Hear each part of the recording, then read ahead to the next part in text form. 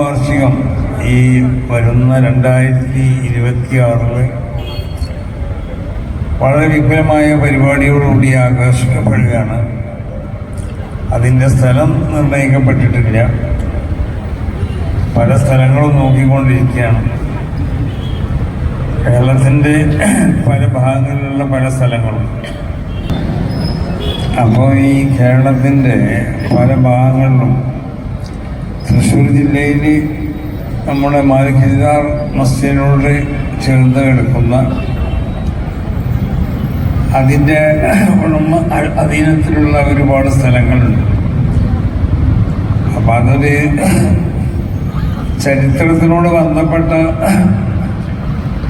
ഒരു പശ്ചാത്തലം ഉണ്ടായതുകൊണ്ട് അത് ഏറെക്കുറെ പറ്റുമെന്ന് നമ്മൾ മനസ്സിലാക്കിയതിൻ്റെ അടിസ്ഥാനത്തിൽ ആ സ്ഥലം പരിശോധിച്ചപ്പോൾ സ്ഥലം ഏറെക്കുറെ സമ്മേളനത്തിന് യോഗ്യമാണെങ്കിലും അവിടേക്കുള്ള വഴികൾ ചെറിയ ചെറിയ വഴികളായതുകൊണ്ടിട്ട് വഴി തടസ്സം ഉണ്ടാവുമെന്ന് മനസ്സിലാക്കിയതിൻ്റെ അടിസ്ഥാനത്തിൽ അത് വേണ്ടാന്ന് വെച്ചു.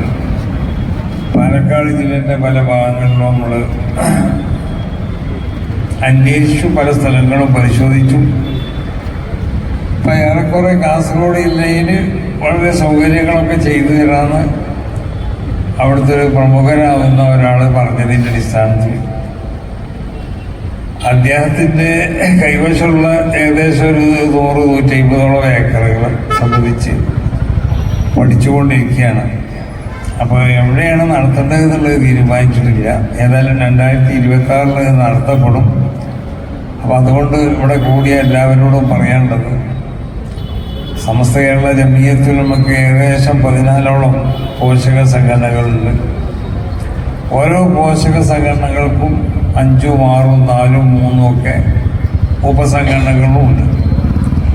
അപ്പോൾ ഈ എല്ലാ സംഘടനകൾക്കും നേതൃത്വം കൊടുക്കുന്ന നേതാക്കന്മാരും അതിൻ്റെ പ്രവർത്തകരും അനുഭാവികളൊക്കെ സമസ്ത കേരള ജംഇയ്യത്തുൽ ഉലമയുടെ 100ാം വാർഷികം ഒരു ചരിത്ര സംഭവമാക്കാൻ ഇതിനെല്ലാവരും സഹകരിക്കുകയും പ്രവർത്തിക്കുകയും ചെയ്യണമെന്നാണ് ആദ്യമായി ഇവിടെ കൂടി നിങ്ങളോടൊപ്പം ഉണർത്താറുള്ളത്. സമസ്ത കേരള ജംഇയ്യത്തുൽ ഉലമ എന്ന ഈ മഹത്താവുന്ന ഈ പ്രസ്ഥാനം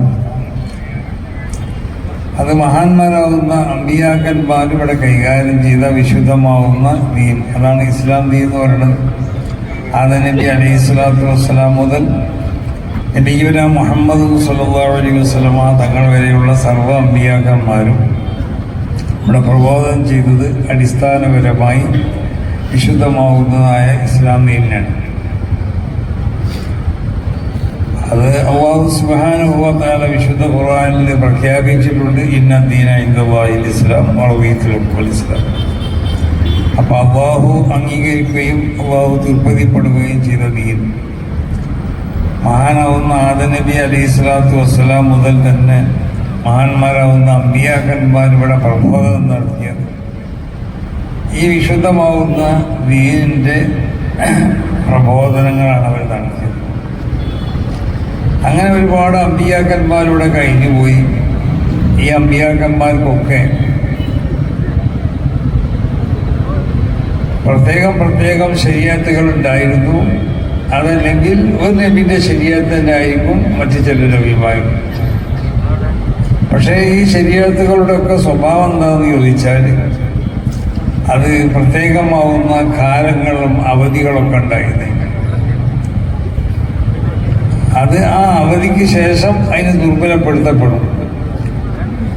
അപ്പോൾ മഹാന്മാരാവുന്ന പല അമ്പിയാക്കന്മാരുടെയും ശരീഅത്തുകൾ അവരൊക്കെ അടിസ്ഥാനപരമായി വിശുദ്ധമാവുന്ന ഇസ്ലാം ദീനിൻ്റെ പ്രബോധകരാണ്. അതോടൊപ്പം അവരുടെ ആ കാലഘട്ടത്തിന് പ്രായോഗികമാവുന്ന, അന്നത്തെ ജനങ്ങൾക്ക് പ്രായോഗികമാവുന്ന പ്രത്യേക ശരീഅത്തുകൾ അല്ലാഹു നൽകി. അത് ഒന്നിരിക്കൽ ആ നബിയുടെ കാലഘട്ടത്തിന് ശേഷം കുറഞ്ഞ കാലം കൂടി ചിലപ്പോൾ നീണ്ടു നിൽക്കാം. ചിലപ്പോൾ ആ നബിയുടെ വഫാത്തോടു കൂടി ദുർബലപ്പെടുത്തപ്പെടുകയും ചെയ്യും. അപ്പം മൂസ നബി അലൈഹി സ്വലാത്തു വസ്സലാമിൻ്റെ ശരീഅത്ത് തന്നെ അത് ഈസ നബി അലൈഹി സ്വലാത്തു വസ്സലാമിൻ്റെ ശരീഅത്ത് വരലോട് കൂടിയേ ദുർബലപ്പെടുത്തപ്പെട്ടിട്ടുണ്ടോ അതല്ല റസൂലുള്ളാഹിന്റെ ശരീഅത്തോടു കൂടിയാണ് ഇതിനെ ദുർബലപ്പെടുത്തിയിട്ടുള്ളത്. രണ്ടഭിപ്രായം. അപ്പോൾ ഏതായാലും നബി സല്ലല്ലാഹു അലൈഹി വസല്ലമ തങ്ങളുടെ ശരീഅത്തോടു കൂടി മുൻകഴിഞ്ഞ അമ്പിയാക്കന്മാരിലേക്ക് അല്ലാഹു അവതരിപ്പിച്ചതായ ശരീഅത്തുകളൊക്കെ ദുർബലമാക്കപ്പെട്ടു. ആ ശരീഅത്തുകൾക്കൊന്നും പിന്നെ പ്രസക്തിയില്ല. ഏത് കാലഘട്ടത്തിലും കാലികമാവുന്ന പൂർണ്ണമായ ഒരു ശരീഅത്തിനെയാണ് അല്ലാഹു സുബ്ഹാനഹു വ തആല നബി സല്ലല്ലാഹു അലൈഹി വസല്ലമ തങ്ങളിലേക്ക് അവതരിപ്പിച്ചിട്ടുള്ളത്. അപ്പോൾ മറ്റുള്ള അമ്പിയാക്കന്മാരുടെ ആ തുടർച്ച അഥവാ വിശുദ്ധമാവുന്ന ദീനിന്റെ പ്രബോധനം, അടിസ്ഥാനപരമായ വിഷയങ്ങളിൽ അവരൊക്കെ ഒരേ ഒരു ആശയക്കാരായിരുന്നു. അല്ല അമ്പിയാവു ഔലാദു അല്ലാത്ത്, അമ്പിയാക്കന്മാർ അവരടിസ്ഥാനപരമായി ഒരു കുടുംബത്തിലെ അംഗങ്ങളാണ്. എല്ലാവരും അല്ലാഹു വാഹിദാണെന്ന്, അല്ലാഹു ഏകനാണെന്ന് ഇവിടെ പ്രചരിപ്പിച്ചു. നിയോഗിക്കപ്പെടുന്ന പ്രവാചകൻ അല്ലാഹുവിൻ്റെ നബിയാണ്, അല്ലാഹുവിൻ്റെ റസൂലാണ്. മരണം, മരണാന്തര ജീവിതം, ഖബറിലെ ചോദ്യം, സ്വർഗം, നരകം, ഇങ്ങനത്തെ അടിസ്ഥാനപരമായ കാര്യങ്ങളൊക്കെ എല്ലാ അമ്പിയാക്കന്മാരും ഇവിടെ പ്രബോധനം ചെയ്തതാണ്. അതാണ് വിശുദ്ധമാവുന്ന ദീൻ. പക്ഷേ അവർക്കൊക്കെ വലിക്കുല്ലി ജഅൽനാ ശിർഅതൻ വ മിൻഹാജ, പലർക്കും അല്ലാഹു സുബ്ഹാനഹു വ തആല പല ശരീഅത്തുകളും നൽകി. പക്ഷേ നബി സല്ലല്ലാഹു അലൈഹി വസല്ലമ തങ്ങളുടെ വരവോടുകൂടി മുൻകഴിഞ്ഞ സർവ്വ ശരീഅത്തുകളെയും ദുർബലമാക്കപ്പെട്ടു. നബി സല്ലല്ലാഹു അലൈഹി വസല്ലമ തങ്ങളിലേക്ക് തമ്മത്ത് കലിമത്തു റബ്ബിക സിദ്ഖൻ വ അദ്ല, വളരെ പൂർണ്ണമാവുന്നതായ ഒരു ശരീഅത്താണ് നബിയെ തങ്ങൾക്ക് അല്ലാഹു സുബ്ഹാനഹു വ തആല നൽകിയിട്ടുള്ളത്. അത് വളരെ സത്യമാവുന്നതായ ശരീഅത്താണ്. അത് പൂർണ്ണമായും നീതിയുള്ളതായ ഒരു ശരീഅത്താണ്. അത് ഏത് കാലഘട്ടത്തിലും അത് കാലികമാണ്, പ്രായോഗികമാണ്. അതിനെ പിന്നെ ഏതെങ്കിലും നിലക്കുള്ള വിമർശനത്തിന് വിധേയമാക്കേണ്ട ഒരാവശ്യമില്ല. വിമർശകർക്ക് വിമർശിക്കാം, അതങ്ങനെയല്ലേ. റസൂലുള്ളാഹി സ്വല്ലല്ലാഹു അലൈഹി വസല്ലം തങ്ങളെ പറ്റി പറഞ്ഞു, ഖാലു വസൗത റസൂലുള്ളാഹി വബഉസു ലിഖത്ലി നഫ്സിൻ വമാ ജാഉ ലിസഫ്കി ദമീന. റസൂലുള്ളാഹിനെ പറ്റി വിമർശകർ പറഞ്ഞു, വസൗത നബിയെ തങ്ങൾ ഒരു യുദ്ധക്കൊതിയനാണ്, നബിയെ പറ്റി യുദ്ധക്കൊതിയനാണെന്ന് പറഞ്ഞു. അതൊന്നും നബി സല്ലല്ലാഹു അലൈഹി വസല്ലം തങ്ങളെ സംബന്ധിച്ച് അങ്ങനെ വിമർശിക്കപ്പെട്ടില്ല. റസൂലുള്ളാഹി വബഉസു ലിഖത്ലി നഫ്സിൻ വമാ ജാഉ ലിസഫ്കി ദമീന. അള്ളാഹുവിൻ്റെ അമ്പിയാക്കന്മാരെ അള്ളാഹു നിയോഗിച്ചത് ഇവിടെ രക്തച്ചൊരിച്ചിലുണ്ടാക്കാനോ ആരെങ്കിലും വധിക്കപ്പെടാനോ അതൊന്നുമല്ല. അതിനുവേണ്ടി അള്ളാഹു സുബ്ഹാനഹു വ തആല അള്ളാഹുവിൻ്റെ അമ്പിയാക്കന്മാരെ ഇവിടെ നിയോഗിച്ചിട്ടില്ല. അപ്പോൾ അള്ളാഹു സുബ്ഹാനഹു വ തആല അള്ളാഹുവിൻ്റെ അമ്പിയാക്കന്മാരെ ഇവിടെ നിയോഗിച്ചത് യുദ്ധം ചെയ്യാൻ വേണ്ടിയിട്ടോ അല്ലെങ്കിൽ യുദ്ധം കൊണ്ട് മുഖേന ആരെങ്കിലും വധിക്കാൻ വേണ്ടിയിട്ടോ അല്ലെങ്കിൽ ഇവിടെ എന്തെങ്കിലും അക്രമ സ്വഭാവങ്ങൾ ഉണ്ടാക്കാൻ വേണ്ടിയൊന്നുമല്ല. സർവ്വ അമ്പിയാക്കന്മാരും വളരെ വിശുദ്ധമാവുന്നതായ ദൗത്യങ്ങളും ദഅവത്തുകളുമാണ് ഇവിടെ നടത്തിയിട്ടുള്ളത്. ഇവിടെ സമാധാനം ഉണ്ടാക്കാൻ വേണ്ടിയാണ് അമ്പിയാക്കന്മാർ ശ്രമിച്ചിട്ടുള്ളത്. ഇവിടെ സൗഹാർദ്ദം ഉണ്ടാക്കാൻ വേണ്ടിയാണ് അമ്പിയാക്കന്മാർ ശ്രമിച്ചിട്ടുള്ളത്. അവർ മനുഷ്യൻ്റെ എല്ലാ നിലക്കുള്ള പുരോഗതിക്ക് വേണ്ടിയാണ് അമ്പിയാക്കന്മാർ ഇവിടെ പ്രവർത്തിച്ചത്. അതാണല്ലോ ദീൻ എന്ന് പറഞ്ഞാൽ വദഉനിലാഹിയുന്ന, അത് അല്ലാഹു സുബ്ഹാനഹു വ തആലയുടെ പ്രത്യേകമാവുന്നതായ ഒരു ദിശയാണ്. അത് മനുഷ്യരെ അവർക്ക് എല്ലാ നിലക്കും ഇലാമാവ ഖൈറുൽ ലഹും ബിദ്ദാത്ത്, എല്ലാ നിലക്കും ഉത്തമമാവുന്നതായ ഒരു മാർഗത്തിലേക്ക് ജനങ്ങളെ സായിഖുൽ ബുദ്ധിയുള്ള ആളുകളെ അവർക്ക് ഇലാമാവുക ഖൈറുൽ ലഹും ബിദ്ദാത്ത്, എല്ലാ നിലക്കും ഉത്തമമാവുന്നതായ ഒരു മാർഗത്തിലേക്കാണ് വിശുദ്ധമാവുന്ന ദീൻ ജനങ്ങളെ ക്ഷണിക്കുക. അപ്പൊ എല്ലാ നിലക്കുള്ള ഗുണത്തിലേക്ക് മാത്രം ക്ഷണിക്കാനാണ് മഹാന്മാരാവുന്ന അമ്പിയാക്കന്മാർ ഇവിടെ വന്നത്. ഏതെങ്കിലും നിലക്ക് ഇവിടെ മനുഷ്യർക്ക് എന്തെങ്കിലും നിലക്കുള്ളതായ ശർറ് ഉണ്ടാകുന്ന സംഗതികളെ തൊട്ട് മനുഷ്യന്മാരെ നിയന്ത്രിക്കാനും അവരെ തടുത്തു നിർത്താനും അത് ശർറാണെന്ന് പറഞ്ഞ് മനസ്സിലാക്കി കൊടുക്കാനുമാണ് മഹാന്മാരാവുന്ന അമ്പിയാക്കന്മാരെ അല്ലാഹു സുബ്ഹാനഹു വ തആല നിയമിച്ചിട്ടുള്ളത്. അത് എല്ലാവർക്കും അറിയാം. പക്ഷെ വിമർശകരുണ്ടാവും. എല്ലാ അമ്പിയാക്കന്മാരും ഇവിടെ വിമർശിക്കപ്പെട്ടിട്ടുണ്ട്. എല്ലാ അമ്പിയാക്കന്മാരും വിമർശിക്കപ്പെട്ടിട്ടുണ്ട്. അവരുടെ ആ ഉത്തമമാവുന്ന ദൗത്യം, ആ ദൗത്യത്തിൻ്റെ എതിരിൽ പല നിലക്കുള്ളതായ വിമർശനങ്ങളും പ്രതിരോധങ്ങളും പല ആക്ഷേപങ്ങളും അധിക്ഷേപങ്ങളൊക്കെ ഉണ്ടായിട്ടുണ്ട്. റസൂൽ സല്ലല്ലാഹു അലൈഹി വസല്ലമ തങ്ങളെ സംബന്ധിച്ച് നബിയെ പറ്റി പലതും പറഞ്ഞു. ആ പറഞ്ഞ കൂട്ടത്തിൽ പറഞ്ഞതാണ് കാലു വസൗത്താരി യുദ്ധക്കൊതിയരാണ്. വലിയൊരു കവിയാണെന്ന് നബി സല്ലല്ലാഹു അലൈഹി വസല്ലമ തങ്ങളെ സംബന്ധിച്ച് പറഞ്ഞു. വലിയൊരു ഭ്രാന്തനാണെന്ന് നബി സല്ലല്ലാഹു അലൈഹി വസല്ലമ തങ്ങളെ സംബന്ധിച്ച് പറഞ്ഞു. അങ്ങനെ പല ആക്ഷേപങ്ങളും നബി സല്ലല്ലാഹു അലൈഹി വസല്ലമ തങ്ങളെ സംബന്ധിച്ച് പറഞ്ഞിട്ടുണ്ട്.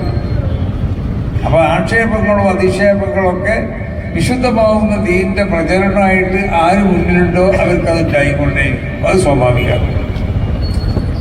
അങ്ങനെ മഹാന്മാരാവുന്ന അമ്പിയാക്കന്മാർ ഇവിടെ പ്രബോധനം ചെയ്ത ഈ വിശുദ്ധമാവുന്ന ദീൻ, അതിന്റെ ഒരു പൂർത്തീകരണമാണ് നബി സല്ലല്ലാഹു അലൈഹി വസല്ലമ തങ്ങൾ ഇവിടെ നടത്തിയത്.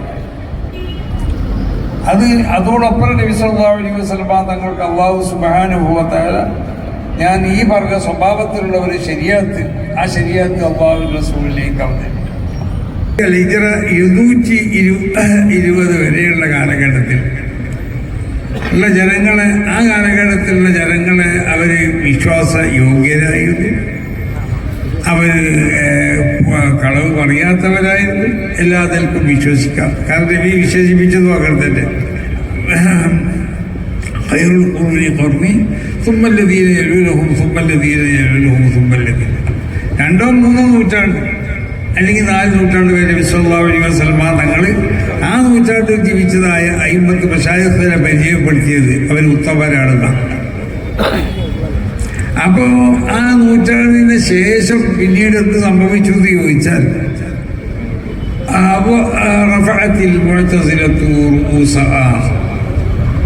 പുതിയ വിദഗ്ധ ആശയങ്ങൾ, നവീനമാവുന്ന ആശയങ്ങൾ കൊണ്ടുവന്ന ഒരു വിഭാഗമാണ് മുഅ്തസിലത്ത്. അവരവരെ തല ഉയർത്താൻ തുടങ്ങിയും അവർ ശബ്ദിക്കാൻ തുടങ്ങിയും പല ഇസ്ലാമിനോട് ബന്ധപ്പെട്ടുകൊണ്ട് പല കള്ളത്തരങ്ങളും അവർ പ്രചരിപ്പിക്കാൻ. അപ്പൊ അത് ഇസ്ലാമിന്റെ ആവിർഭാവ കാലഘട്ടം കഴിഞ്ഞു. ആ നല്ല നൂറ്റാണ്ടിന്റെ കാലഘട്ടങ്ങളൊക്കെ അവസാനിക്കലോടുകൂടി ഇവിടെ ബിദ്ഈ പ്രസ്ഥാനങ്ങൾ പലതും ഇവിടെ കടന്നു വരാൻ തുടങ്ങി. അപ്പൊ അത് അങ്ങനെ തുടങ്ങിയത് ഏത് കാലഘട്ടത്തിലും ഇവിടെ ഉണ്ടായിക്കൊണ്ടേയിരിക്കും. പക്ഷെ അതിനെ പ്രതിരോധിക്കാൻ ഓരോ കാലഘട്ടത്തിലും ശക്തന്മാരാവുന്നതായ ഒരു വലിയ നിലവിടുണ്ടായിട്ടുണ്ട്. റസൂൽ സല്ലല്ലാഹു അലൈഹി വസല്ലമ തങ്ങളുടെ സഹാബത്തിന്റെ കാലഘട്ടത്തിൽ സഹാബത്ത് മതിയായിരുന്നു, സഹാബത്തിൽ നിന്നുള്ള ഒരാൾ എന്നെ മതിയായിരുന്നു. അതുകൊണ്ടാണ് ഒരാൾ അവന്റെ നക്ഷത്രങ്ങളെ പോലെയാണ്. അവരിൽ നിന്നും ആരോട് വിഭജിച്ചാലും നിങ്ങൾ ഹിദായത്തിലേക്ക് നടത്തുക. സഹാബത്തിലേക്ക് മദ്ഹബുകൾ ഉണ്ടായിരുന്നു, പല സഹാബത്തിലേക്കും പല മദ്ഹബുകൾ ഉണ്ടായിരുന്നു. മദ്ഹബ് എന്നുള്ളത് മഹാന്മാരാവുന്ന അയിമ്മത്ത് മുജ്തഹിദീങ്ങളുടെ കാലഘട്ടം മുതൽ തുടങ്ങുന്നതല്ല. അത് അല്ലാഹുവിന്റെ റസൂലിന്റെ കാലഘട്ടത്തിന് ശേഷം മഹാന്മാരാവുന്ന സഹാബത്തിൽ നിന്നുള്ള പലരും മുജ്തഹിദീകളുണ്ടായിരുന്നു, മുജ്തഹിദീകളല്ലാത്തവരുണ്ടായിരുന്നു. മുജ്തഹിദീകളല്ലാത്ത പലരും ചിലർ അബൂബക്കർ റളിയല്ലാഹു അൻഹുവിന്റെ മദ്ഹബിനോട് പിൻപറ്റി. അബൂബക്കർ റളിയല്ലാഹു അൻഹുവിന്റെ മദ്ഹബിനോട് പിൻപറ്റുക എന്ന് പറഞ്ഞാൽ ഇതിന്റെ അർത്ഥം എന്താ? വിശുദ്ധ ഖുർആനിലും തിരുസുന്നത്തിലും വ്യക്തമായി പറയപ്പെട്ട കാര്യങ്ങളിൽ ഒരു ഇമാമിന്റെ മദ്ഹബ് പിൻപറ്റേണ്ട ആവശ്യമില്ല. അപ്പൊ വ്യക്തമായി പറയപ്പെടാത്തത്, അവ്യക്തമായി പറയപ്പെടുന്നതോ അല്ലെങ്കിൽ വ്യംഗ്യമായി പറയപ്പെടുന്നതോ അല്ലെങ്കിൽ അതിൽ നിന്ന് മനസ്സിലാക്കപ്പെട്ട ആശയങ്ങളോ അത് മനസ്സിലാക്കി തരാൻ പറ്റുന്നതായ അയിമ്മത്ത് മുജ്തഹിദീകൾ ആവശ്യമാണ്. ഈ അയിമ്മത്ത് മുജ്തഹിദീകൾ റസൂലുള്ളാഹിന്റെ കാലഘട്ടത്തിൽ ഉണ്ടായിരുന്നു. അതാണ് പലരും ചില അബൂബക്കർ റളിയല്ലാഹു അൻഹുവിന്റെ മദ്ഹബിനോട് പിൻപറ്റി എന്ന് പറഞ്ഞാൽ അവർക്ക് മനസ്സിലാവാത്ത സംഗതികൾ വിശുദ്ധ ഖുർആനിൽ മനസ്സിലാക്കാൻ അബൂബക്കർ റളിയല്ലാഹു അൻഹു മനസ്സിലാക്കിയതനുസരിച്ച് പറഞ്ഞു കൊടുത്തു. അതാണ് ചില ആളുകൾ സ്വീകരിച്ചത്. ചിലർ ഉമർ റളിയല്ലാഹു അൻഹുവിന്റെ മദ്ഹബിനോട് പിൻപറ്റി, ചിലർ ഉസ്മാൻ ഇബ്നു അഫ്ഫാനെ പിൻപറ്റി, ചിലർ അലി റളിയല്ലാഹു അൻഹുവിനെ പിൻപറ്റി, ചില അബ്ദുല്ലാഹി ഇബ്നു അബ്ബാസ് തങ്ങളെ പിൻപറ്റി, ചില അബ്ദുല്ലാഹി ഇബ്നു ഉമർ തങ്ങളെ പിൻപറ്റി, ചില അബ്ദുല്ലാഹി ഇബ്നു മസ്ഊദ് തങ്ങളെ പിൻപറ്റി. അങ്ങനെ സഹാബത്തിന്റെ കൂട്ടത്തിൽ നിന്നുള്ള മുജ്തഹിദീകളാവുന്ന ഇമാമിയങ്ങൾ, ആ ഇമാമിയങ്ങളെ പിൻപറ്റണ സ്വഭാവം റസൂലുള്ളാഹിന്റെ കാലഘട്ടത്തിന് ശേഷം, റസൂലുള്ളാഹിന്റെ വഫാത്തിന്റെ ശേഷം, റസൂലുള്ളാഹിന്റെ കാലഘട്ടത്തിൽ അതിന്റെ ആവശ്യമില്ലല്ലോ. എന്ത് വിഷയങ്ങളുണ്ടെങ്കിലും റസൂലുള്ളാഹിനോട് ചോദിക്കാം. അപ്പൊ അതുകൊണ്ടാണ് ദിക്ർ, വിശുദ്ധ ഖുർആനും തിരുസുന്നത്തും തന്നെയാണ് നമ്മളൊക്കെ മാനദണ്ഡം. പക്ഷെ വിശുദ്ധ ഖുർആനും തിരുസുന്നത്തും സംഗതികൾ മനസ്സിലാക്കണമെന്നുണ്ടെങ്കിൽ അത് ഭാഷ അറിഞ്ഞതുകൊണ്ട് മാത്രം കഴിയില്ല. ഭാഷയിൽ അറബി ഭാഷ വലിയ പണ്ഡിറ്റായി തീർക്കുക. ആ കാലഘട്ടത്തിലുള്ള ആളുകൾ വലിയ അറബി ഭാഷ അറിയുന്ന ആളുകളില്ലെന്നോ? റസൂൽ സല്ലല്ലാഹു അലൈഹി വസല്ലം തങ്ങളിലേക്ക് വിശുദ്ധ ഖുർആൻ അവതരിപ്പിക്കപ്പെടുന്ന കാലഘട്ടത്തിൽ അന്ന് ഭാഷ നന്നായി അറിയാവർക്ക്. ഭാഷയിലുള്ളതായ വലിയ അതിൻ്റെ ഏറ്റവും അധികം അതിൻ്റെ സാഹിത്യം, അതിൻ്റെ ഫസാഹത്ത്, ബലാഗത്തൊക്കെ അനുസരിച്ചു കൊണ്ടായിരുന്നു അവരൊക്കെ സംസാരിച്ചിരുന്നത്. അപ്പൊ ഭാഷ അറിഞ്ഞതുകൊണ്ട് വിശുദ്ധ ഖുർആനെ വ്യാഖ്യാനിക്കാൻ സാധ്യമല്ല. വിശുദ്ധ ഖുർആന്റെ വ്യാഖ്യാനം എന്നുള്ളത് അത് നബി സല്ലല്ലാഹു അലൈഹി വസല്ലം തങ്ങൾ വ്യാഖ്യാനിച്ചു കൊടുക്കേണ്ടതാണ്. അതല്ലെങ്കിൽ നബി സല്ലല്ലാഹു അലൈഹി വസല്ലം തങ്ങളിൽ നിന്നും ആ വ്യാഖ്യാനം മനസ്സിലാക്കിയ ആളുകൾ വ്യാഖ്യാനിച്ചു കൊടുക്കണം. അതുകൊണ്ടാണ് സഹാബത്തൊക്കെ ചില്ലറക്കാരില്ലല്ലോ. അവർ വിഷയങ്ങൾ അബൂബക്കർ റളിയല്ലാഹു അൻഹു പറഞ്ഞതുകൊണ്ടാണ് ചിലർ അംഗീകരിച്ചത്. ചില ഉമർ റളിയല്ലാഹു അൻഹുവിന്റെ മദ്ഹബാണ് സ്വീകരിച്ചത്. ചില അബ്ദുല്ലാഹി ഇബ്നു അബ്ബാസ് തങ്ങളുടെ മദ്ഹബാണ് സ്വീകരിച്ചത്. ചില അബ്ദുല്ലാഹി ഇബ്നു ഉമർ തങ്ങളുടെ മദ്ഹബാണ് സ്വീകരിച്ചത്. അപ്പൊ റസൂൽ സല്ലല്ലാഹു അലൈഹി വസല്ലം തങ്ങളുടെ വഫാത്തിന്റെ ശേഷവും നമ്മള് ഇമാം ഷാഫി തങ്ങളുടെ മദ്ഹബ് സ്വീകരിച്ചു എന്ന് പറഞ്ഞാൽ അതിന്റെ അർത്ഥം എന്താ? വിശുദ്ധ ഖുർആനിലും തിരുസുന്നത്തിലും വ്യക്തമായി പറയപ്പെടാത്തത്, ഖുർആനിലും സുന്നത്തിൽ നിന്നും മനസ്സിലാക്കപ്പെട്ടതായ അഹ്കാമുകൾ അത് വ്യാഖ്യാനിച്ച് മനസ്സിലാക്കാൻ അതിന് പ്രാപ്തരായത് മഹാനാവുന്ന ഇമാം ഷാഫി തങ്ങൾ, ഇമാം മാലിക് തങ്ങളെ പോലെ തന്നെ, അബൂ ഹനീഫ ഇമാം തങ്ങളെ പോലെ തന്നെ, അഹ്മദ് ബിൻ ഹംബൽ തങ്ങളെ പോലെ തന്നെ. അപ്പൊ പലരും അവർക്ക് ഇഷ്ടമുള്ളത് നിലക്ക് മഹാന്മാരാവുന്ന അയിമ്മത്ത് വ്യാഖ്യാനിച്ച് പറഞ്ഞതനുസരിച്ചുള്ള അവരുടെ വ്യാഖ്യാനങ്ങൾ ഉൾക്കൊണ്ടുകൊണ്ടിട്ട് അമൽ ചെയ്തു പോകുന്നു. ഈ ഒരു വ്യാഖ്യാനവും അവരെ മദ്ഹബ് എന്ന് പറഞ്ഞാൽ അവർ വിശുദ്ധ ഖുർആനിലും തിരുസുന്നത്തിൽ നിന്നും മനസ്സിലാക്കി പറഞ്ഞതല്ലാതെ വിശുദ്ധ ഖുർആന്റെയും തിരുസുന്നത്തിനെയും വ്യക്തമായി മനസ്സിലാക്കാൻ നമ്മളിൽ നിന്നുള്ള സാധാരണക്കാർക്ക് ഭാഷ അറിഞ്ഞാലും അത് സാധിക്കൂല. അപ്പൊ പ്രത്യേകമായി അല്ലാഹു സുബ്ഹാനഹു വ തആല തൗഫീഖ് ചെയ്ത ആളുകൾക്ക് മാത്രമേ അത് കഴിയുള്ളൂ. അതുകൊണ്ടാണ്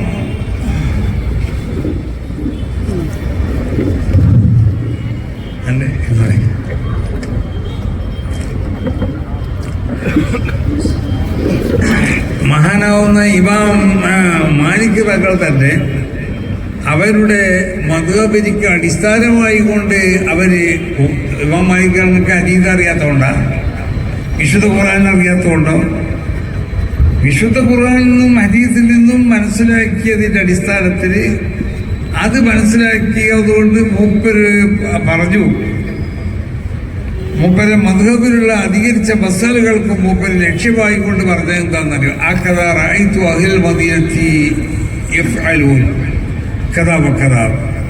മദീനക്കാർ അങ്ങനെ ചെയ്തിരുന്നത്. മദീനക്കാർ, കാരണം മൂപ്പര കാലഘട്ടത്തിലുള്ള മദീനക്കാരെന്ന് പറഞ്ഞാൽ റസൂൽ സല്ലല്ലാഹു അലൈഹി വസല്ലം തങ്ങൾ ഉത്തമമാവുന്ന നൂറ്റാണ്ട് വിശേഷിപ്പിക്കപ്പെട്ട ആളുകളാണ്. അപ്പൊ മദീനക്കാരാവുന്ന ആളുകൾക്കുള്ള അമല് അത് വിശുദ്ധമാവുന്ന ദീനിൽ അത് അടിസ്ഥാനമാണെന്ന ഇമാം മാലിക് തങ്ങൾ പറയുന്നത്. കാരണം ആരാ ഇമാം മാലിക് തങ്ങൾ? ലാ യുസ്തഫ്ത അഹദുൻ മാലിക് ഫിൽ മദീന. മാലിക് ഇമാം അവിടെ മദീനത്തുണ്ടെങ്കിൽ വേറെ ആളോട് ഫത്വ ചോദിക്കാൻ പാടില്ല എന്ന് പറഞ്ഞാൽ ചോദിക്കാൻ പാടില്ല, ചോദിക്കേണ്ട ആവശ്യമില്ല. അത്ര വലിയ മഹാനാണ് ഇമാം മാലിക് തങ്ങൾ. അങ്ങനത്തെ ഇമാം മാലിക് തങ്ങൾ അവരെ മദ്ഹബിക്ക് അടിസ്ഥാനപരമായി പറഞ്ഞ ലക്ഷ്യങ്ങൾ എന്താണെന്ന്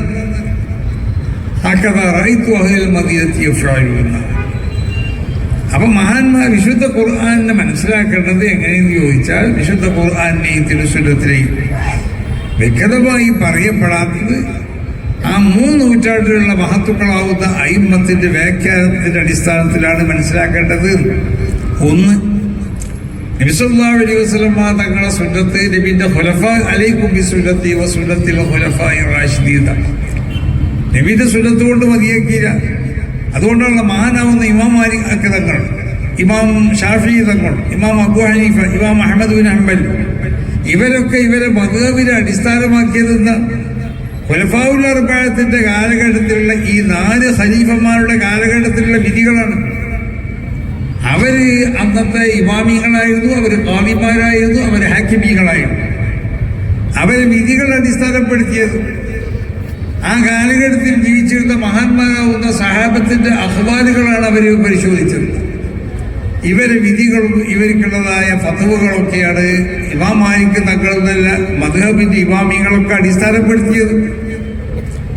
അപ്പൊ വിശുദ്ധ ഖുർആനെയും തിരുസുന്നത്തിനെയും വ്യാഖ്യാനിക്കുക എന്നുള്ളത് ഖുർആൻ പോലെ തന്നെയാണ് ഹദീസും എല്ലാം വ്യക്തമായി പറയപ്പെട്ടിട്ടുണ്ടാവില്ല.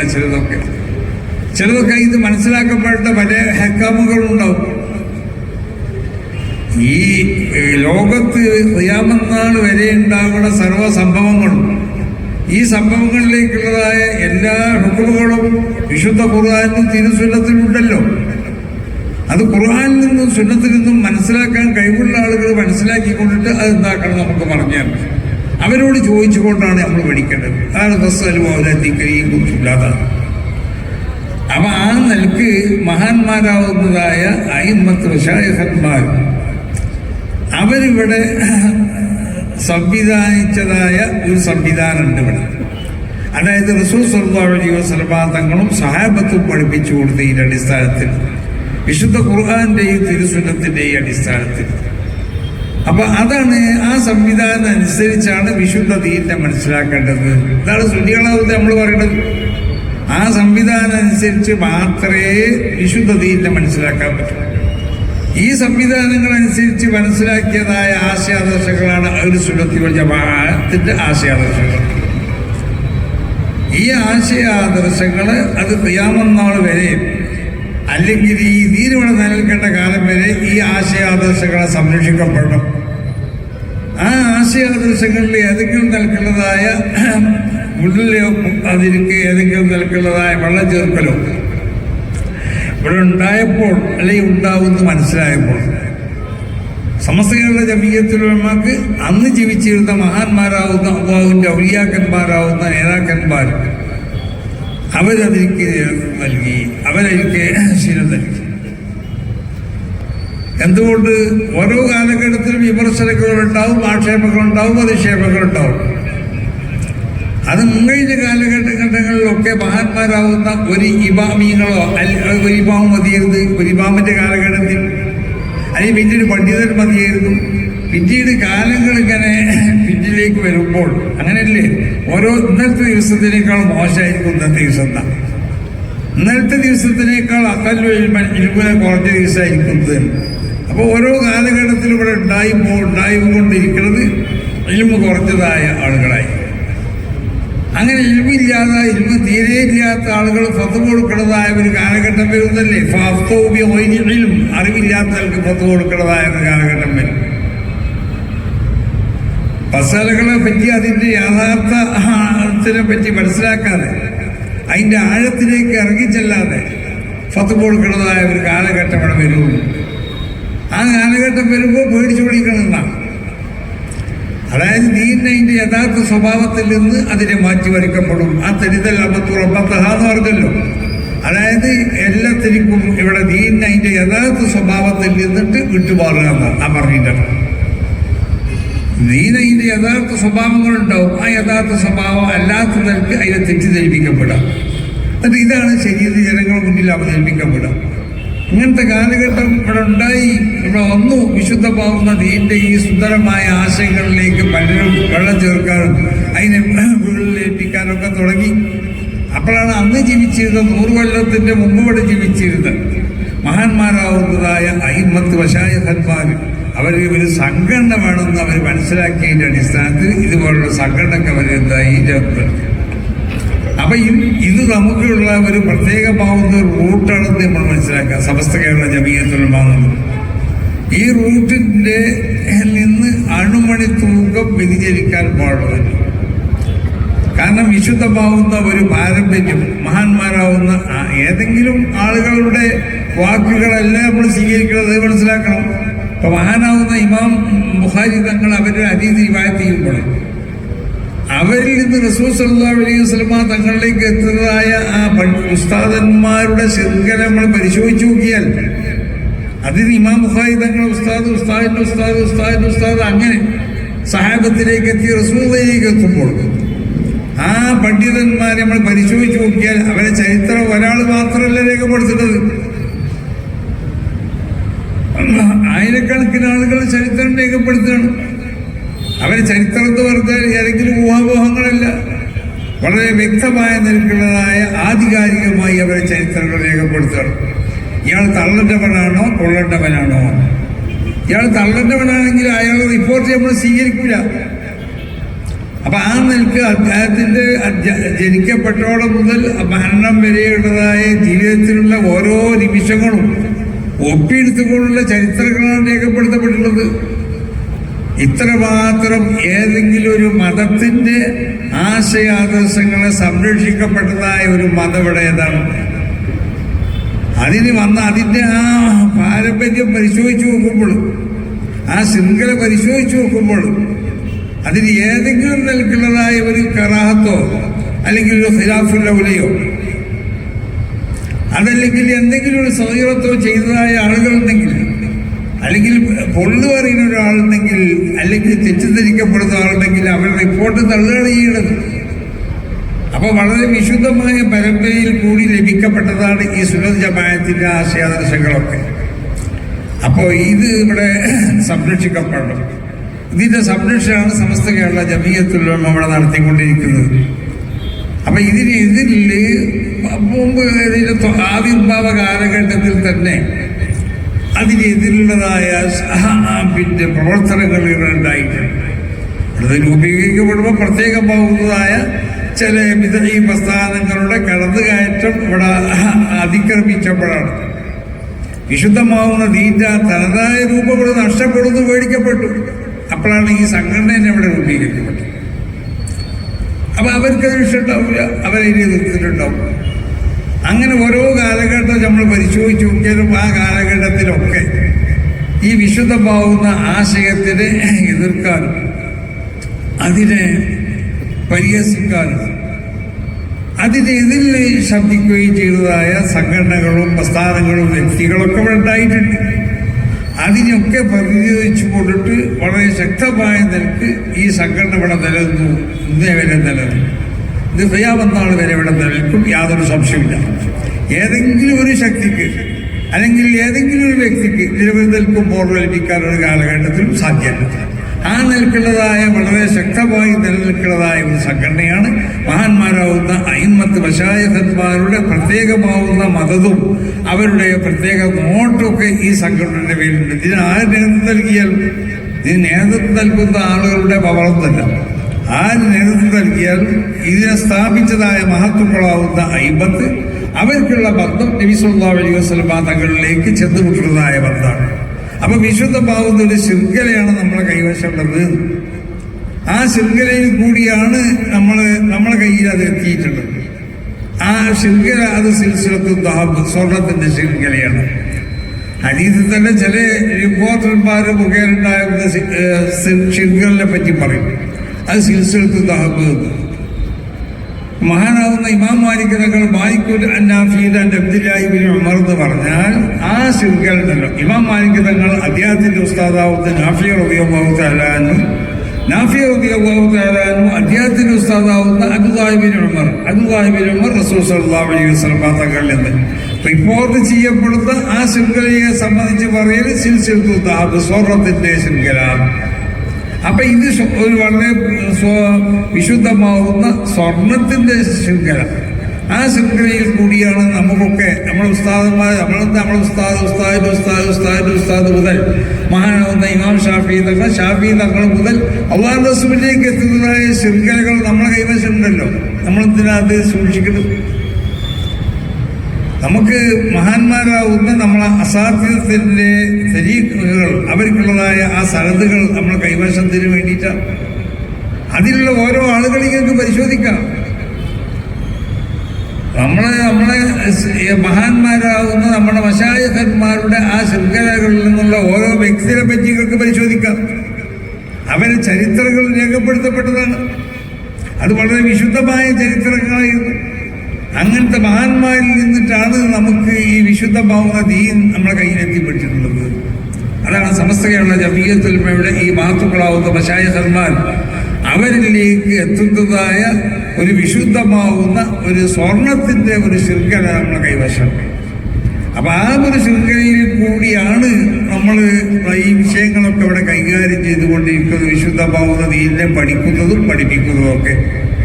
അപ്പം അതുകൊണ്ട് നമ്മളൊരു കാര്യം മനസ്സിലാക്കണം, ഇവിടെ വിശുദ്ധമാവുന്ന ദീൻ, ആ ദീൻ ഇവിടെ സംരക്ഷിക്കപ്പെടണമെന്നുണ്ടെങ്കിൽ അതിലേക്ക് മഹത്താവുന്ന വളരെ വിശുദ്ധമായ ശക്തമായ ഒരു സംഘടന എനിക്ക് ആവശ്യം. ആ സംഘടനയുടെ കീഴിൽ നമ്മൾ അണിനിരന്നു കൊണ്ടിട്ട്, ആ സംഘടനയ്ക്ക് വേണ്ടി പ്രവർത്തിച്ചു കൊണ്ടിട്ട്, ആ സംഘടനയാവണം നമുക്ക് ആഹ്റത്തിലേക്കുള്ളൊരു പാലം കൂടിയാണെന്ന് നമ്മൾ മനസ്സിലാക്കണം. ഞാൻ എപ്പോഴും പറയുന്നത്, ഈ കൂടിയാൽ നിങ്ങൾക്ക് വേറെ ഭൗതികമായ ഒരു സംഘടനയിൽ സമ്പാദിക്കാൻ പറ്റൂല. ഇത് ഭൗതികമായ നേട്ടങ്ങൾക്ക് വേണ്ടി കൂടേണ്ട ഒന്നല്ല. ഇത് ഉഹ്റവിയാവുന്ന നേട്ടങ്ങൾക്ക് വേണ്ടി കൂടേണ്ട ഒരു സംഘടനയാണത്. ഉഹ്റവിയ നമുക്ക് മരണത്തിനെ പറ്റിയ മരണാന്തര ജീവിതത്തിനെ പറ്റി വിശ്വസിക്കുന്നവരല്ലേ. മരിച്ചതോടെ കഴിക്കണില്ല. മരണം എന്ന് പറഞ്ഞാൽ എന്താ? ഇന്ത്യക്കാരും ഇന്ത്യയില്ലാതായ ഒരു നാട്ടിൽ നിന്ന് മറ്റൊരു നാട്ടിലേക്ക് മാറി താമസിക്കുകയാണ്. അങ്ങനെ മാറി താമസിക്കുമ്പോൾ അതിനെ തുടർന്നുണ്ടാവുന്ന പല സംഭവങ്ങളും, പുനർജന്മം, അങ്ങനെ സ്വർഗം, നരകം, പല കാര്യങ്ങളും ഇതിന് വിശ്വസിക്കുന്നവരാണ് നമ്മൾ. അപ്പം നമുക്ക് ആഹാരം രക്ഷപ്പെടണം. ആഹാരം രക്ഷപ്പെടുന്നുണ്ടെങ്കിൽ അത് രക്ഷപ്പെടുത്താൻ പറ്റിയതായ മഹാന്മാരാവുന്ന 50 വശായന്മാരോടുള്ള ബന്ധം നമുക്കുണ്ടാവണം. അതല്ലേ 50,000 ആളുകൾ സ്വർഗത്തിന്റെ വാതിൽക്കൽ വന്ന് നോക്കുന്നല്ലേ. അവരും എത്രയും ആദ്യം വന്നവർ കടന്നിട്ടേ അവസാനത്തെ ഒരു കണക്കുള്ളൂ. ശരീരത്തിന്റെ വശായന്മാരെ പറ്റി, ഈ ശൃംഖലിനെ പറ്റിയാണ് പറയുന്നത്. നമ്മുടെയൊക്കെ ഈ ശൃംഖല എവിടെ ചെന്നെത്തത് മഹാനാവുന്ന ഇമാം ഷാഫി തങ്ങളോടുണ്ടാവും, ഇമാം മാലിക് തങ്ങളോടുണ്ടാവും. അവരോട് ബന്ധപ്പെട്ട ആളുകളെ സ്വർഗത്തിലേക്ക് കടത്താൻ വേണ്ടിയിട്ട് അവരെ ശഫാഅത്തുണ്ടാവും. ആ ശഫാഅത്തോടു കൂടിയായിരിക്കും ചിലപ്പോൾ പ്രവേശിക്കപ്പെടുക. അപ്പൊ ഭൗതികമാവുന്ന ഒരു നാട്ടുതീ കൂടിയാൽ ആർക്കും ഉണ്ടാവില്ല. പിന്നെ ദുനിയാവെന്ന് കിട്ടണ നേട്ടം എന്താണെന്ന് ചോദിച്ചാൽ, മരിച്ചു പോയാലും ചിലപ്പോൾ ദുആയൊക്കെ കിട്ടും, അല്ലെങ്കിൽ മയ്യത്തിസ്കാരം കിട്ടും. മയ്യത്തിസ്കരിക്കാൻ വേണ്ടിയിട്ട് അഭ്യർത്ഥനയൊക്കെ അതിനനുസരിച്ചൊക്കെ ഓരോരുത്തർക്കും ഉണ്ടാവും. ആ നിലക്ക് ആൾ കൂടി മയ്യത്തിസ്കരിക്കും. മരിച്ചതിന് ശേഷം ഒരു ദുആ ഉണ്ടാവും. ആ മരണപ്പെട്ട് കഴിഞ്ഞാൽ അവർ ആഖിറത്തിലേക്ക് ആവശ്യമാവുന്നതായ ഗുണങ്ങളൊക്കെ അവർക്ക് ലഭിക്കപ്പെടാൻ വേണ്ടി ദുആ ചെയ്യും. ആഖിറത്തിൽ അതിനെ തുടർന്നുള്ള മറ്റുള്ള കാര്യങ്ങൾ ലഭിക്കപ്പെടാൻ സാധ്യമാണ് നിലക്കുള്ള മഹാന്മാരോടുള്ള ബന്ധം കൂടി ഉണ്ടായിക്കഴിഞ്ഞാൽ അവർ രക്ഷപ്പെടും. ഇത് മാത്രമേ ഇത് കിട്ടുള്ളൂ. അപ്പം അതുകൊണ്ട് ഭൗതികമാവുന്ന താല്പര്യങ്ങൾക്ക് വേണ്ടിയല്ല നമ്മളൊക്കെ സമസ്ത കേരള ജമീയത്തുൽ ഉലമയുടെ പണിയെഴുതുന്നുണ്ട്. സമസ്ത കേരള ജമീയത്തുൽ ഉലമയ്ക്ക് നമ്മൾ പ്രവർത്തിക്കുന്നത്. ഭൗതികമായ താല്പര്യങ്ങളൊക്കെ വേറെ, അതിന് വേണ്ടി ബന്ധിപ്പിച്ചു തരുന്നതിലൊക്കെ നമുക്ക് ഭൗതികമായ സൗകര്യങ്ങൾക്ക് വേണ്ടി പ്രവർത്തിക്കാൻ പാടില്ല എന്നിപ്പോൾ നമ്മൾ പറഞ്ഞില്ലല്ലോ. അപ്പൊ ഭൗതികമാവുന്ന സൗകര്യങ്ങൾ എന്തെല്ലാം ആവശ്യമുള്ളവരുണ്ടോ, അതിന് ഭൗതികമായ ഏതെല്ലാം സംഘടനകളും മറ്റുണ്ടോ അതിനൊക്കെ പ്രവർത്തിച്ചോ. അതൊന്ന് വേറെ, ഇത് ആഖിറത്തിലേക്കുള്ള ഒരു പാലമാണ്. അതുകൊണ്ടാണ് സമസ്ത കേരള ജമീയത്തുൽ ഉലമ നമുക്ക് എല്ലാത്തിനേക്കാളും ഒന്നായിക്കൊണ്ട് നമ്മൾ സമസ്ത കേരള ജമീയത്തുൽ ഉലമയെ കാണണം.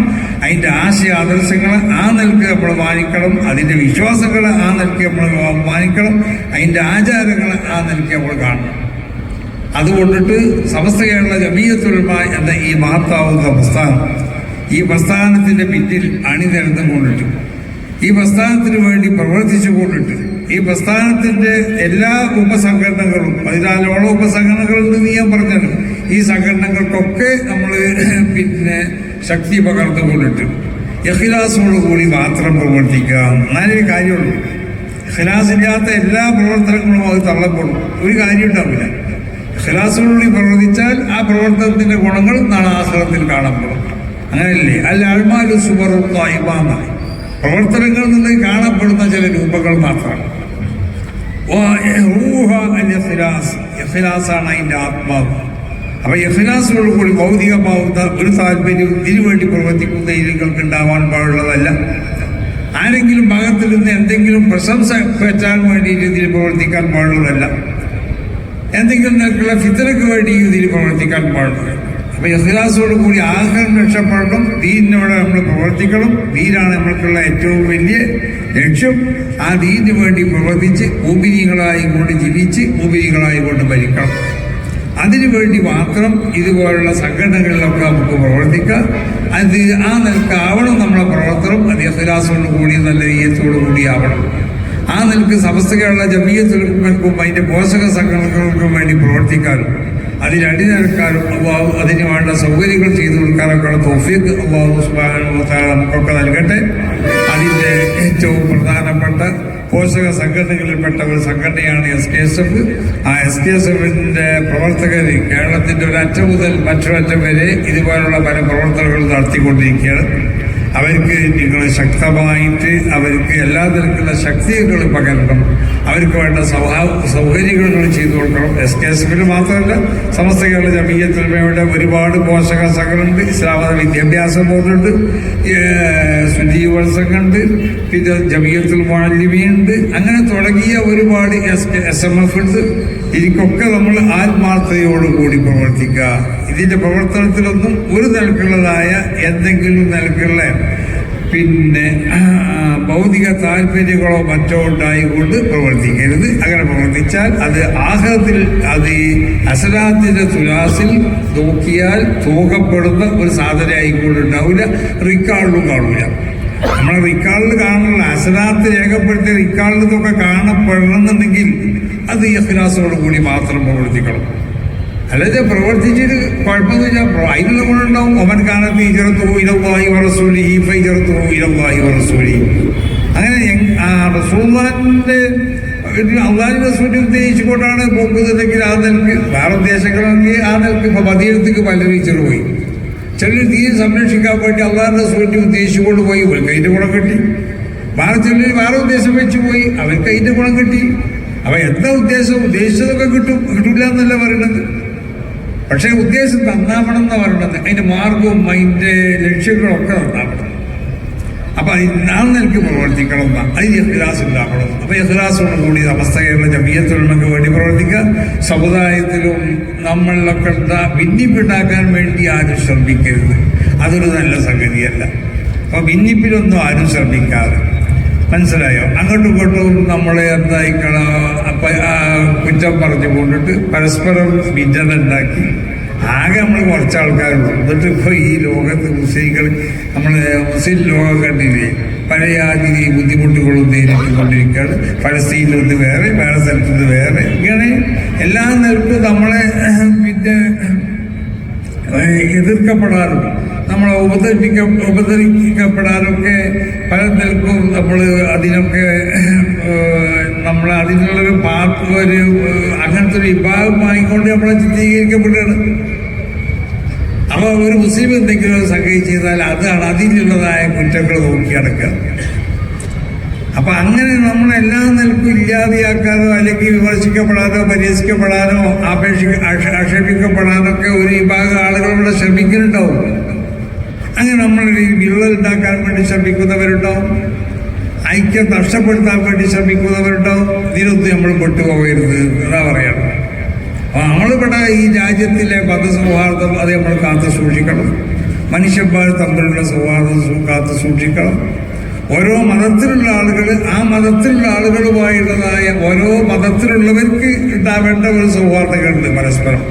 മറ്റ് മതസ്ഥരുമായി ഉണ്ടാവേണ്ട സൗഹാർദ്ദങ്ങളുണ്ട്, മതമില്ലാത്തവരുമായി ഉണ്ടാവേണ്ട സൗഹാർദ്ദങ്ങളുണ്ട്. മനുഷ്യർക്കുള്ള നിൽക്കുണ്ടാവേണ്ട സൗഹാർദ്ദം, മൃഗങ്ങളോട് സൗഹാർദ്ദം വേണ്ടേ? ഇപ്പോഴത്തെ അള്ളാഹുവിൻ്റെ എല്ലാ മഖ്ലൂഖാത്തിനോടും ചില ഹുക്കൂക്കുകൾ നമുക്കുണ്ട്.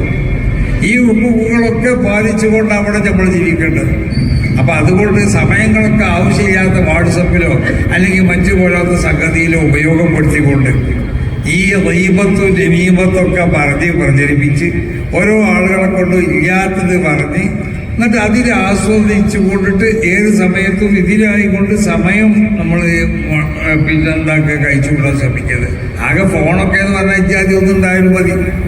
ഇതിന് അപ്പുറം വേറൊരു ആവശ്യമില്ല. അതിനേക്കാൾ വലുതുണ്ടായിക്കണമെങ്കിൽ സമയം എന്നുള്ളൂ. എനിക്ക് വിഭാഗത്തിന് സമയം കിട്ടൂല, എനിക്ക് ഖുർആൻ ഓതാൻ സമയം കിട്ടൂല, എനിക്ക് നല്ല എന്തെങ്കിലും ചെയ്യാൻ സമയം കിട്ടൂല. ഇത് ഈ കാണുന്നതൊക്കെ ഇനി നല്ലതായി മനസ്സിലാക്കും. അപ്പൊ ഇത് ഈ വലിയ സാധനം കൊണ്ടുനടക്കാതിരിക്കുകയാണ് നല്ലത്. മനസ്സിലായി? കൊണ്ടുനടക്കണമെങ്കിൽ കൊണ്ടുനടന്നു, അന്ന് കൊണ്ടുനടക്കണ്ടല്ലെന്നാ പറഞ്ഞത്. കൊണ്ടുനടന്നാൽ പിന്നെ അതുമായിട്ട് മെനക്കണം, അതിനായിട്ടായിരിക്കും നമ്മളെ സമയം മുഴുവൻ. അപ്പൊ നന്മയൊന്നും നമ്മളെ ചെയ്യാൻ കഴിയില്ല, ഒരു നന്മയും ചെയ്യാൻ കഴിയില്ല. നീ നന്മ ചെയ്യുകയാണെങ്കിലും മനസ്സിലാക്കി ചെയ്യണമെന്നല്ലേ കാരം. ഇപ്പം തന്നെ മറ്റേത് നോക്കി കാണണം എന്നാണ് ഈ കാരം. നിൽക്കരിച്ചപ്പോഴും സുഖം ഉണ്ടാവില്ല. ഇഖ്ലാസോട് കൂടി ഇകരിച്ചാൽ കഴിയൂല, നല്ല നീയത്തോടുകൂടി ഇകരിച്ചാൽ കഴിയൂല, ഒന്നും ഉണ്ടാവില്ല. ശ്രദ്ധ വരുമ്പോൾ വേറെ രീതിയിലായിരിക്കും. അപ്പം അതിന്നൊക്കെ കുറച്ച് ഒഴിഞ്ഞിരിക്കുക നമ്മൾ, മനസ്സിലായില്ലേ? ഇതിപ്പോൾ ഈ വാട്സപ്പിലൊക്കെ ഏതാ ഒരുത്തൻ എന്തെങ്കിലും അവൻ്റെ തലയിൽ ഉദിക്കാമെന്ന് എഴുതി വിടുകയാണെങ്കിൽ എന്നിട്ട് ഇത് വലിയ സംഭവമാക്കിയല്ലേ നമ്മൾ. ഒരു സംഭവമാക്കിയിട്ട് നന്നായിട്ട് ലോകൊട്ടാകണം ആകാശം ഇടിച്ച് വിൽക്കാന്നാണ് തോന്നുന്നത്. അപ്പം അതുകൊണ്ട് അതൊക്കെ ശ്രദ്ധിക്കുക. പണ്ഡിതന്മാരെ പരിഹസിക്കാതിരിക്കുക, പണ്ഡിതന്മാരെ ആക്ഷേപിക്കാതിരിക്കുക. ആക്ഷേപങ്ങളും വിമർശനങ്ങൾക്കൊക്കെ അതിൻ്റെതായ ഒരു ശൈലിയുണ്ട്, മനസ്സിലായില്ലേ? മാന്യത വിട്ടുപോകരുത്. അതൊക്കെ എല്ലാവരും ശ്രദ്ധിക്കണത് നല്ലതാണെന്ന് മാത്രം ഉണർത്തിക്കൊണ്ടിട്ട് അത് എല്ലാവരോടും ആ നിൽക്കണമെന്ന് നമ്മളെ ആളുകളൊക്കെ ഉപദേശിച്ചു കൊണ്ടിട്ടും ഈ യോഗം ഉദ്ഘാടനം ചെയ്തതായി പ്രഖ്യാപിക്കുന്നു.